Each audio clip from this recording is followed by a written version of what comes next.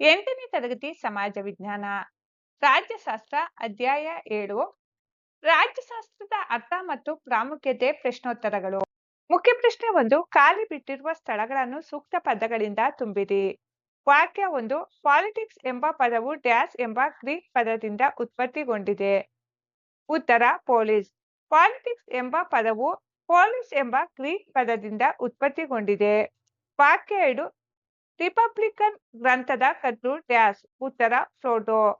Republican ಗ್ರಂಥದ ಕರ್ತೃ Pluto. ವಾಕ್ಯ 3. ಅರಿಸ್ಟಾಟಲ್ ರಾಜ್ಯಶಾಸ್ತ್ರವನ್ನು ಕುರಿತು ರಚಿಸಿದ ಕೃತಿ ಡ್ಯಾಶ್. ಉತ್ತರ ಪಾಲಿಟಿಕ್ಸ್.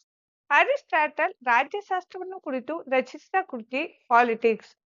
ವಾಕ್ಯ 4. ರಾಜ್ಯಶಾಸ್ತ್ರದ ಬಗೆಗಿನ ಮಾಹಿತಿ ಹೊಂದಿರುವ ಕೌಟಿಲ್ಯನ ಕೃತಿ ಡ್ಯಾಶ್. ಉತ್ತರ ಅರ್ಥಶಾಸ್ತ್ರ. ರಾಜ್ಯಶಾಸ್ತ್ರದ ಬಗೆಗಿನ ಮಾಹಿತಿ ಹೊಂದಿರುವ ಕೌಟಿಲ್ಯನ ಕೃತಿ ಅರ್ಥಶಾಸ್ತ್ರ. ಮುಖ್ಯ ಪ್ರಶ್ನೆ 2. ಕೆಳಗಿನ ಪ್ರಶ್ನೆಗಳಿಗೆ ಉತ್ತರಿಸಿ. ಪ್ರಶ್ನೆ 5. ರಾಜ್ಯಶಾಸ್ತ್ರ ಎಂದರೇನು? ಉತ್ತರ. ರಾಜ್ಯಶಾಸ್ತ್ರವು ಒಂದು ಸಮಾಜ ವಿಜ್ಞಾನವಾಗಿದೆ.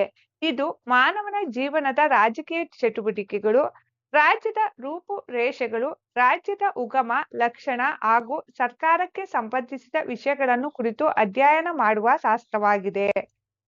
ಪ್ರಶ್ನೆ 6. ರಾಜ್ಯಶಾಸ್ತ್ರದ ಕ್ರಮಬದ್ಧ ಅಧ್ಯಯನ ಯಾರಿಂದ ಪ್ರಾರಂಭವಾಯಿತು?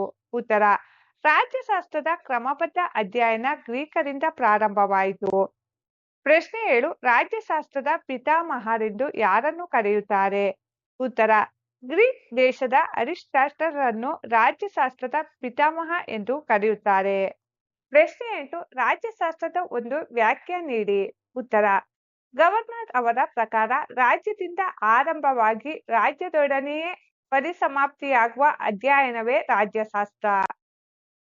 ಪ್ರಶ್ನೆ 9. ರಾಜ್ಯಶಾಸ್ತ್ರದ ಅಧ್ಯಯನದ ಯಾವುದಾದರೊಂದು ಪ್ರಯೋಜನ ತಿಳಿಸಿ. ಉತ್ತರ. ರಾಜ್ಯಶಾಸ್ತ್ರವು ಸರ್ಕಾರದ ಭೂತ ಮತ್ತು ವರ್ತಮಾನ ಕಾಲದ ಚಟುವಟಿಕೆಗಳ ಬೆಳಕಿನಡಿಯಲ್ಲಿ ಭವಿಷ್ಯದ ಚಟುವಟಿಕೆಗಳನ್ನು ಯೋಜಿಸಲು ಸಹಕರಿಸುವುದರ ಜೊತೆಗೆ ಆಧುನಿಕ ಕಲ್ಯಾಣ ರಾಜ್ಯದ ಸ್ಥಾಪನೆಗೆ ಸಹಾಯಕವಾಗುತ್ತದೆ.